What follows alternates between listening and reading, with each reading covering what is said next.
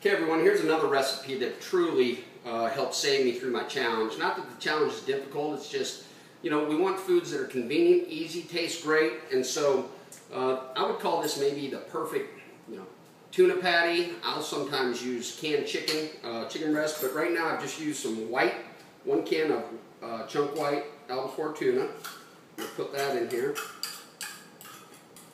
I'm going to drain it, a little bit, not completely dry. I'm going to put in 2 eggs, but only 1 yolk.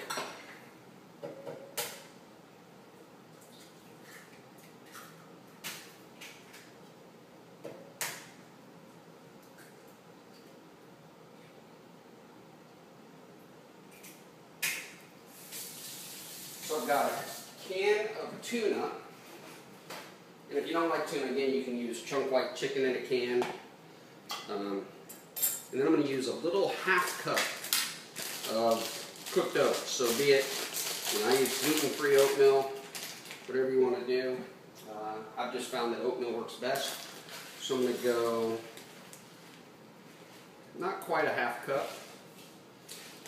And I'm going to stir that together. When I first was told about this, a good friend of mine, Josh Ortega, he owns an athletes training center called the Athlete Factory in Columbia, South Carolina.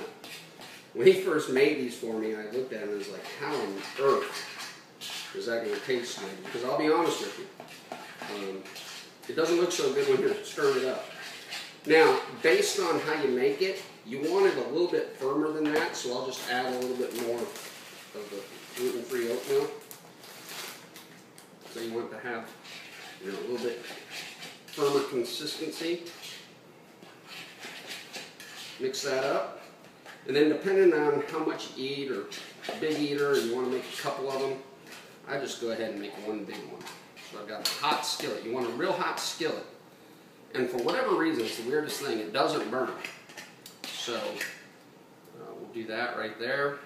Make a little tuna, perfect healthy tuna patty.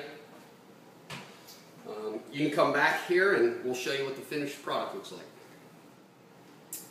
Okay, so we're back, and people always ask me, well, how do you know when it's done? Well, you saw kind of the consistency when I poured it on. So when it's firm enough to flip, that's when it's, that's when you flip it.